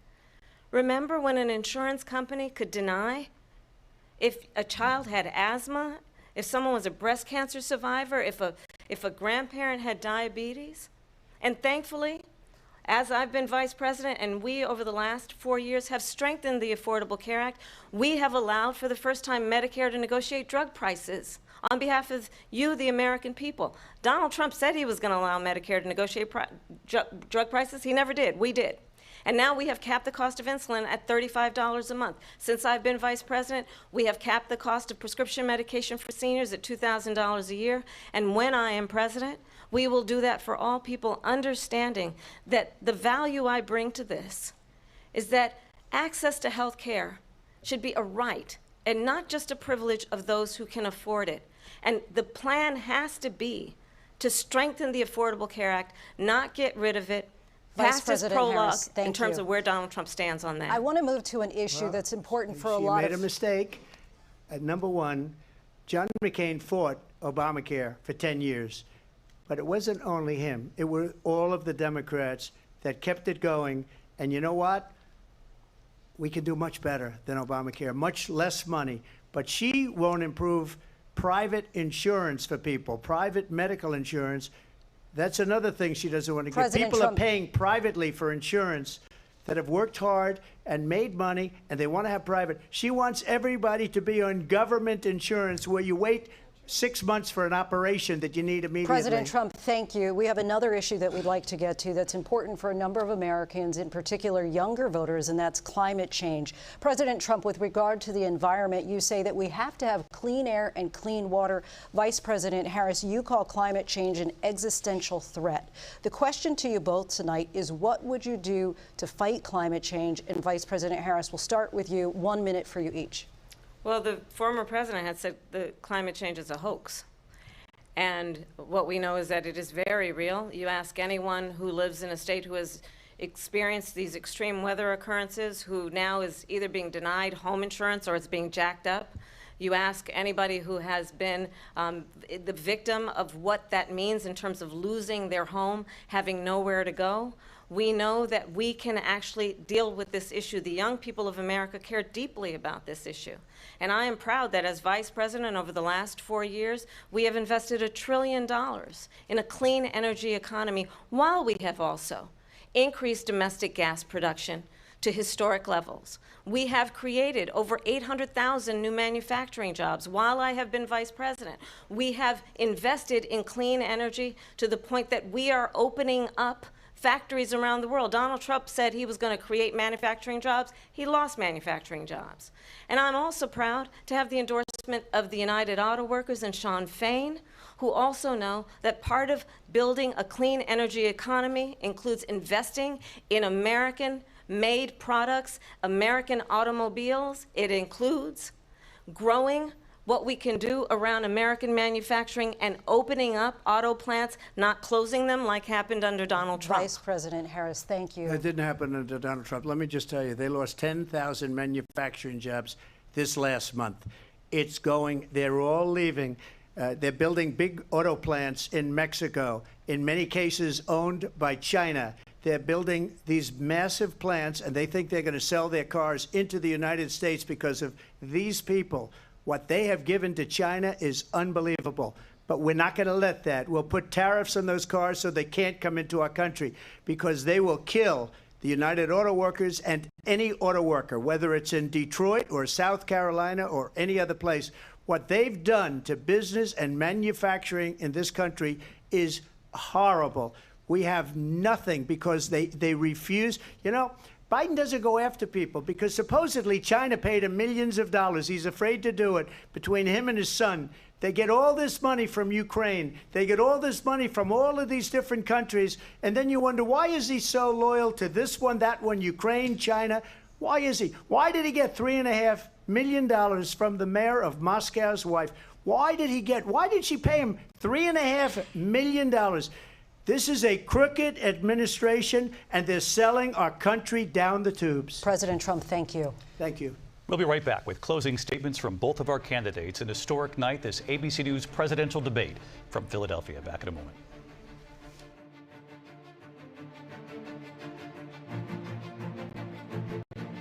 The ABC News presidential debate will continue after this.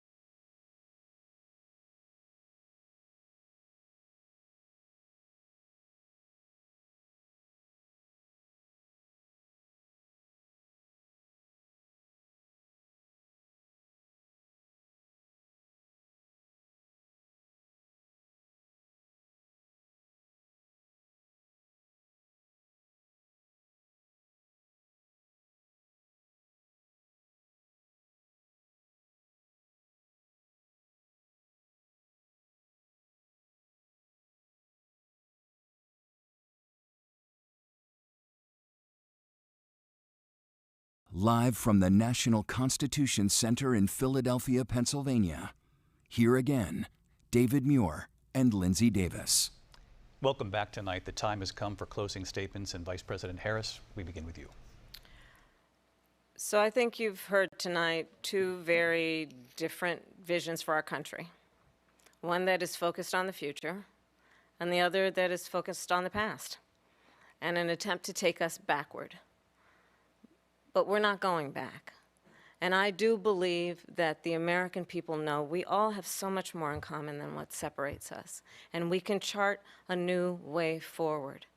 And a vision of that includes having a plan, understanding the aspirations, the dreams, the hopes, the ambition of the American people, which is why I intend to create an opportunity economy, investing in small businesses, in new families, in what we can do around protecting seniors, what we can do that is about giving hardworking folks a break and bringing down the cost of living. I believe in what we can do together that is about sustaining America's standing in the world and ensuring that we have the respect that we so rightly deserve, including respecting our military and ensuring we have the most lethal fighting force in the world. I will be a president that will protect our fundamental rights and freedoms, including the right of a woman to make decisions about her own body and not have her government tell her what to do. I'll tell you, I started my career as a prosecutor. I was a DA, I was an attorney general, a United States senator, and now vice president. I've only had one client, the people.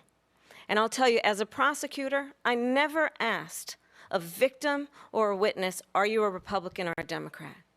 The only thing I ever asked them, are you okay? And that's the kind of president we need right now. Someone who cares about you and is not putting themselves first. I intend to be a president for all Americans and focus on what we can do over the next 10 and 20 years to build back up our country by investing right now in you, the American people. Vice President Harris, thank you. President Trump? So she just started by saying she's going to do this, she's going to do that, she's going to do all these wonderful things. Why hasn't she done it? She's been there for 3.5 years. They've had 3.5 years to fix the border. They've had 3.5 years to create jobs and all the things we talked about. Why hasn't she done it? She should leave right now, go down to that beautiful White House, go to the Capitol, get everyone together and do the things you want to do, but you haven't done it, and you won't do it because you believe in things that the American people don't believe in. You believe in things like we're not going to frack, we're not going to take fossil fuel, we're not going to do things that are going to make this country strong, whether you like it or not. Germany tried that, and within 1 year, they were back to building normal energy plants. We're not ready for it. We can't sacrifice our country for the sake of bad vision. But I just ask one simple question. Why didn't she do it? We're a failing nation. We're a nation that's in serious decline. We're being laughed at all over the world. All over the world, they're laughed. I know the leaders very well. They're coming to see me. They call me. We're laughed at all over the world. They don't understand what happened to us as a nation. We're not a leader. We don't have any idea what's going on. We have wars going on in the Middle East. We have wars going on with Russia and Ukraine. We're going to end up in a third world war, and it'll be a war like no other because of nuclear weapons, the power of weaponry. I rebuilt our entire military. She gave a lot of it away to the Taliban. She gave it to Afghanistan. What these people have done to our country, and maybe toughest of all, is allowing millions of people to come into our country. Many of them are criminals, and they're destroying our country. The worst president, the worst vice president in the history of our country. President Trump, thank you. And that is our ABC News presidential debate from here in Philadelphia at the National Constitution Center. I'm Lindsay Davis. And I'm David Muir. Thank you for watching here in the U.S. and all over the world, and from all of us here at ABC News. Good night.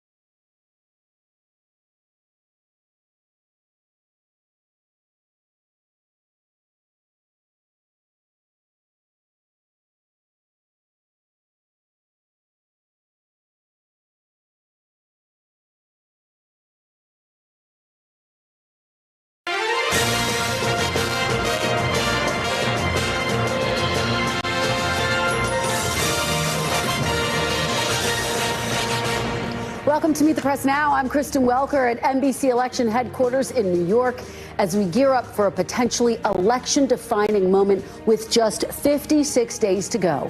The stage is now set, and we're getting our first look at it just hours from the start of the first presidential debate between Vice President Harris and former President Trump in Philadelphia.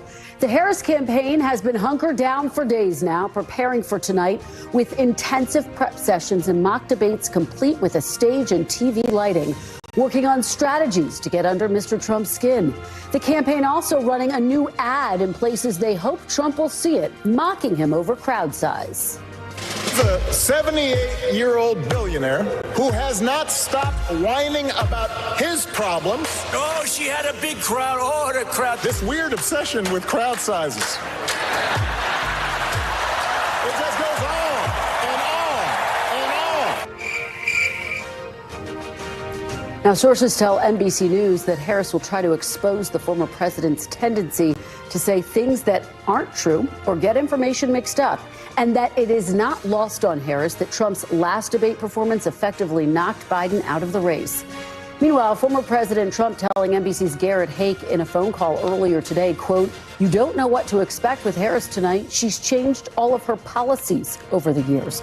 Sources say the former president will try to force Harris to own her past positions on progressive issues. Ahead of the debate, voters also weighing in, telling NBC News their expectations for civility on the stage tonight are not very high. I would just hope that it sticks to a clean debate, like talking about things, not just making fun of the other candidate. It could be chaos. I mean, I didn't think of it as having front to front with these two issues, and yeah, it'd be very interesting. It'll probably be a little rowdy. I think there's going to be a lot of things said that are unprofessional or unbecoming of a future president. But I mean, this is where we are today, so what can you do? Now, it comes as a new poll shows nearly a third of registered voters say tonight's debate will help determine their vote in November. That number is even higher among key voting blocs for Harris, including 53% of black voters and 45% of Latino voters. For both campaigns, tonight could be one of the last major events in this race and the last chance to shake things up. And we have got every single angle covered this hour with top officials from both campaigns, a supersized panel of political insiders, and of course, our team of NBC reporters on the ground in the spin room and in key battlegrounds. And the great Steve Kornacki is on set with me to dive into the data. So let's start with our NBC team in the spin room. Garrett Haake covered the Trump campaign. Monica Alba is covering the Harris campaign. Garrett, I have to start with you. This extraordinary day of debate phone conversation that you had with former President Donald Trump. Very well done. Tell me what your key takeaways were. Well, Kristen, I think the former president is eager to get on the debate stage. After my conversation with him and some of his key advisors, I think he was kind of punting debate preparation until the last couple of days, which I'm told he really did dial in over the weekend, much longer and more focused sessions. And now I think he's eager to try to use what he's been preparing for on the debate stage itself. As you pointed out, he told me that he thinks one of the most challenging parts about debating Kamala Harris is this idea that she has changed her position on key issues and sort of what position are you responding to. But the way he and his campaign appear to have solved that problem, at least in their planning, is that they're going to try to use whatever they think the most liberal or the most out of the mainstream answer she has given on any particular question, on any particular policy, and suggest that that is in fact her true belief, her true policy, regardless of what she might say on the debate stage. Now, I say planning to do this because this is always the case with Donald Trump and his campaign. They have a plan, they have a structure, they put sort of guardrails in place to keep him on this mission. But what Donald Trump decides to do once those lights turn on the debate stage is up only to Donald Trump, and we'll see how he responds in real time. That is just going to be the critical question. And of course, one of the big X factors and one of the really fascinating aspects of tonight's debate is that it is Donald Trump who will suddenly be the candidate whose age and agility is in focus, given that he's about 20 years older than Vice President Kamala Harris. How is he planning to deal with that? How is the campaign dealing with that aspect of the debate, Garrett? Well, it's interesting because the way that the campaign prepares doesn't involve, standing at the podium for 90 minutes. It doesn't involve the kind of structure that the Harris team uses, for example. So I don't know that they've drilled this specifically, but I think what the Trump campaign would say is that this is someone who regularly holds rallies that go 90 minutes or 2 hours, regularly does interviews, and is fairly quick on his feet when it comes to how he approaches answers to tough questions. Now, that said, he's going to get more tough questions potentially from more directions tonight than I think he's used to getting of late. Most of his longer form interviews have been with friendlier outlets or with a podcast, for example, that might be a little bit of a slower burn than what he may get from Harris. Again, how Harris decides, the vice president decides to try to get under Trump's skin, nobody who interviews him is intentionally trying to get under his skin or upset him in a way that Kamala Harris is likely to try to do tonight. And I just don't know that that's something that they've explicitly aimed for. Well, that takes us perfectly to Monica Alba, who's been all over the reporting about how the vice president has been preparing and her strategy heading into tonight. So, Monica, what are your sources telling you about what her plan is, both to try to get under former President Trump's skin and also to convince voters that she is a candidate of change? They have been trying all day long in the lead up to tonight, Kristen, to try to needle Donald Trump when possible, whether it be with these billboards that we're seeing all over Philadelphia that are trying to poke some fun at the former president and his obsession with crowd size, which is a theme that we also saw today in a new ad that was released where former President Obama talked about that in his Democratic National Convention speech. Those are the kinds of things that they're trying to use, again, to take a page a bit out of Donald Trump's own playbook and try to troll him, perhaps. And you're also going to see that in the form of some of the former Trump administration officials who are going to be coming to the spin room where Garrett and I are here tonight to try to talk about this from the perspective of we're people who signed up to work for the Trump-Pence administration, and here's why we then left and decided to become complete critics of it. So they're going to try to use those kinds of tactics on one hand. On the other, that's because they know there will be maybe a moment that's viral that comes from this crosstalk between Donald Trump and Kamala Harris, where there could be personal attacks, where there could be derogatory comments. But in terms of the larger substance, there is this big question here for the vice president and challenge that her advisors concede. Voters feel like they don't know her as well, even if she's been in the background, in the periphery over these last 3.5 years of the Biden-Harris administration. When it comes to certain issues and policies, they know that she's going to try to lay out her vision for that. So she's been working on getting all of those answers into 2-minute formats as well. But really what so many people are going to be curious about, Kristen, is this idea of how will these two people who have never met interact? What will that look like? How will it play out on stage? And of course, those unscripted moments, we've seen the former president go after people again in those personal ways. So the vice president is ready, has sort of had some pre-planned responses to that, I'm told. But how they play out in the moment is a completely different matter. So we'll be watching for all of that, of course. Well, it is just going to be fascinating, just to underscore that point, Monica, the fact that they've never met before. I also want to make another point, which is that this will be Donald Trump's 7th general election debate, which is just incredible if you think about it. And of course, we're going all the way back to 2016. This is going to be the first for Vice President Kamala Harris, although she's no stranger to the debate stage, Monica, right? Exactly. And that is where you're starting to see the expectation game really playing out here a bit, with the Harris team saying, look, he has so much experience. He's been doing this for almost a decade. They did go and watch basically all the game film on that, and every time he's participated in something like this. So they have a lot to study from, but they're trying to also raise this issue with the debate rules as something that they keep bringing up again when we talk about expectations. They believe that the fact that the microphones are supposed to be muted when the candidate whose turn it isn't to speak is going is something that they continue to raise as a major issue they think is going to disadvantage the vice president. They continue to say that they want Americans to have an unfiltered view of what Donald Trump is like on the debate stage. So that's why they keep raising those kinds of things to also, again, try to convey to Americans, well, she may not have as much experience. He does with this. So if she doesn't perform the way they want, they're going to point back to those things I think you can expect. Well, fantastic reporting to start us off. Garrett and Monica, thank you. you so much. Joining me now from Michigan is NBC's Shaq Brewster, who's been talking to voters about what they are watching for tonight. So, Shaq, you are in Grand Rapids. Of course, this is a key swing county in a key swing state. I've been talking to Michigan officials who say, boy, it is going to be close in Michigan, as it is going to be in the rest of the country. What are these voters telling you about what they're going to be watching for tonight? Well, I'll tell you, a lot of people say they are planning to watch closely. A lot of people are just frankly excited about the prospect of seeing these candidates on stage together. And earlier today, I went to Ada, Michigan, which is in Kent County. And this is a town where, yes, it's a suburban area of Grand Rapids. It's wealthier than the general population, certainly more highly educated than your average American town. But it's an area where back in 2016, Donald Trump won by 14 percentage points. And in 2020, he only won by 2 percentage points. So you see that erosion happening. And I went there to see what people had to say about what they're expecting in tonight's debate. Listen to some of those conversations.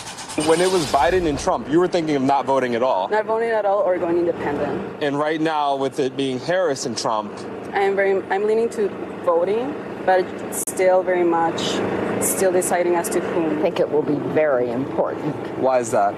I think some people think she's not very strong for president, and I hope that her performance tonight will show that she's the right candidate. It would be helpful if he would not be as bombastic, but Trump is Trump.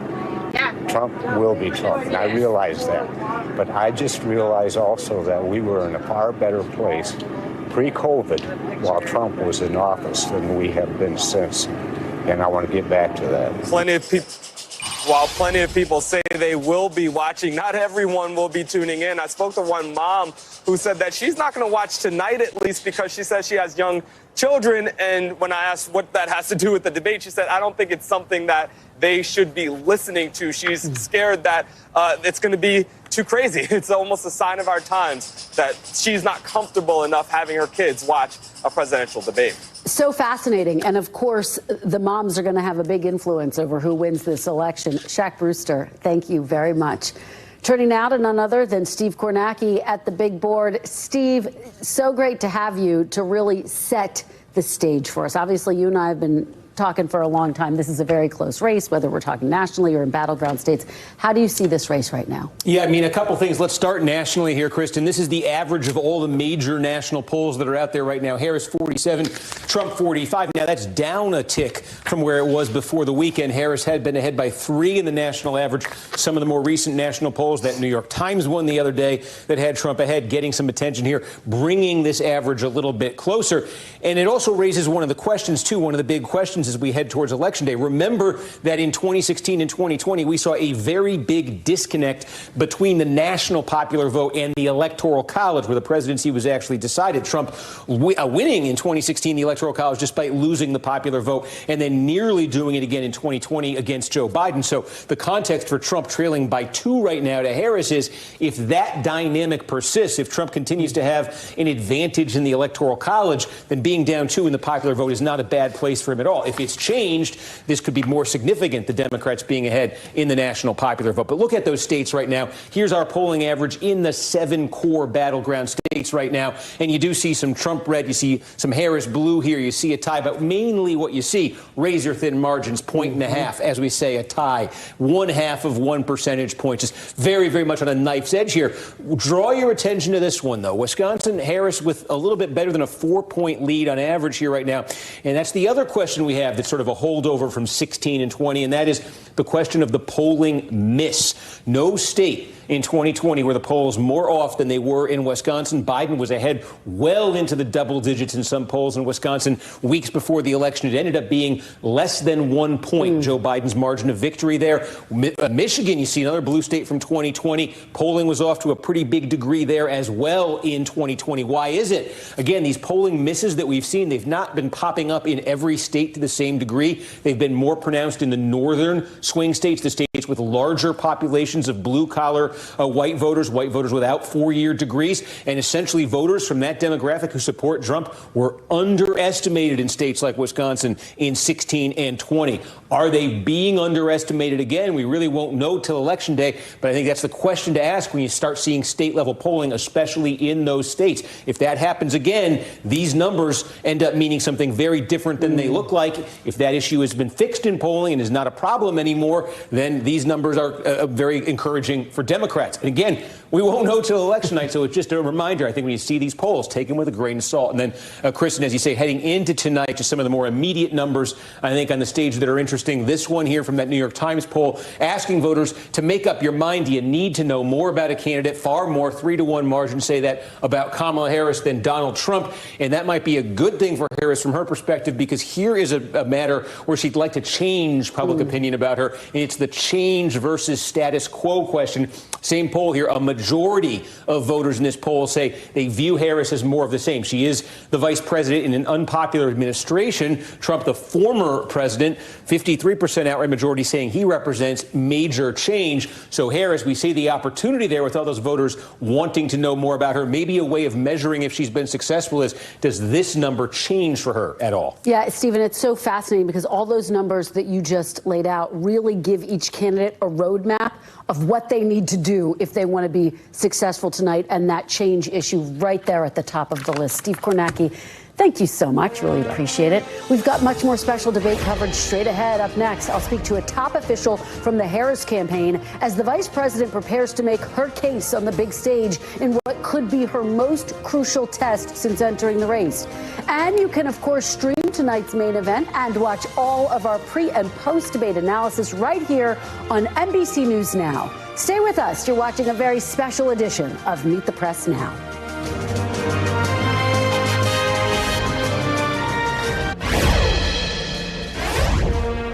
And welcome back. You are looking at live pictures